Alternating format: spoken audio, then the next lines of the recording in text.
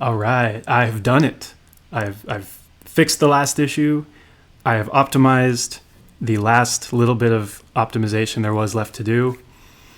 Finally, I've made it. And I achieved this sort of arbitrary goal that I mentioned before of getting this to generate in under 1 second.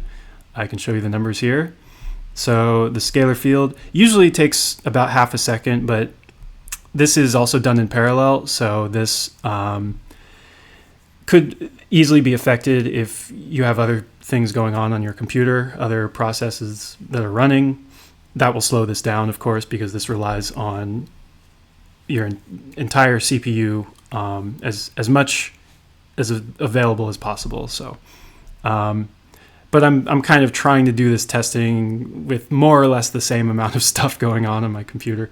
So yeah, so that takes the longest, and this is just the new deduplication, which I will get into. I'm going to show the code there, and getting the normals now only takes, wow, it takes less than 200 milliseconds. I mean, that's amazing. So I'm very happy with that result. Less than a second to generate all of the meshes, and the number of vertices, if you noticed before, it was still around 400,000 vertices before, which I I sounded pretty happy about that, but I really underestimated how many duplicates there were in there. And that is why this optimization was definitely worth it. Because now you can see this number, this is fewer vertices than triangles. The number of triangles is around 217,000. So this is almost half. I mean, that's really good. So this was totally worth it. And I ran into that issue, which I showed in the last video. And I think it'd be kind of interesting to show what that issue was. So I'm going to show the code here. So this is my deduplication function. And this is what was really, this really stumped me for a while. Which, I mean, you would think a deduplication function should be really simple, right? If you have a collection of numbers and you want to remove the duplicates, you know, this is like beginner level programming, right? You just create a hash set of existing, you know, kind of like I have here, existing number values, and then you just loop through, and if you see the same value again, then you don't include it in the result. So it should be very simple, right? But there are two issues here. The first one is an actual hurdle that I really had to get around. And then the second one was just my own sort of lack of kind of clear thinking on it, I guess. I don't know. But anyways, so the first issue, the hurdle to get around. So we're working with floating point numbers for 3D coordinates. 3D coordinate in Bevy is a vec3, and this is just a collection. This is just 3 floating point numbers, and you can't use this really as a key in a hash map or a hash set, because it's not a reliable value to do a quality comparison on, because, well, for a variety of reasons, but I guess the most important one is that if you have floating point numbers and you're doing some math, some arithmetic on them, you can get precision errors. So you can end up with, you know, a 2, the number 2, that after doing some math, it becomes 2.00, a whole bunch of zeros, and then 1. So that number would not equal 2. If you did an equality check, it would be not equal. Even though, if you're, for practical reasons, if you want to check if if a point in 3D space is equal to another point in 3D space, you might want those two to be considered equal, even if they're just barely off, just by a tiny, tiny margin. In this case, though, thankfully, I'm running this deduplication step just after getting these values, these 3D point values.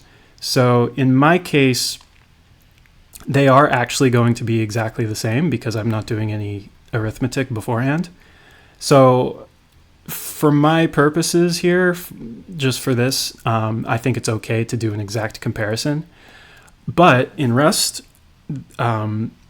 it still doesn't let you because a vec3 here, I mean, you could extend this vec3 struct and create and give it the traits that are required. And so I can show you here, like on the insert function here, you can see that the key, so to use something as a key for a hash map, it not only does it need to be possible to compare equality, which is why it needs the EQ trait, but it also needs to be hashable, something you can create a hash from.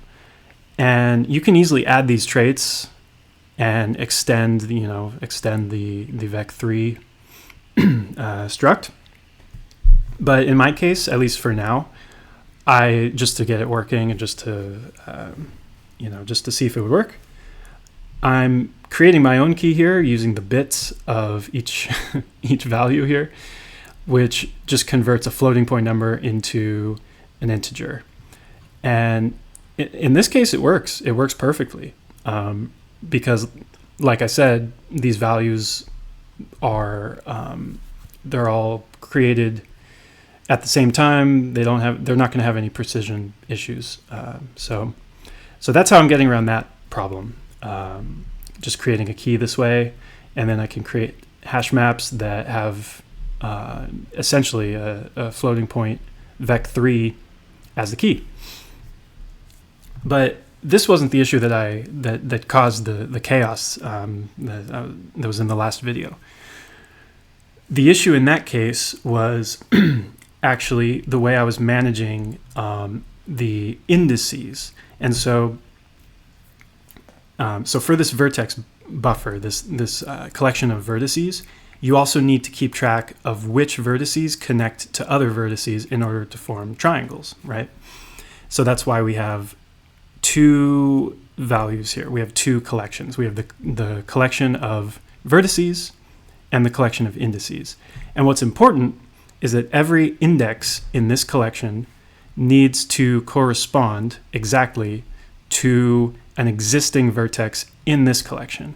And so if you remove the duplicates from these vertices, then you need to also adjust every single value that references that vertex in here and update it to the correct index. Hopefully that makes sense. So this is the part that I was doing wrong.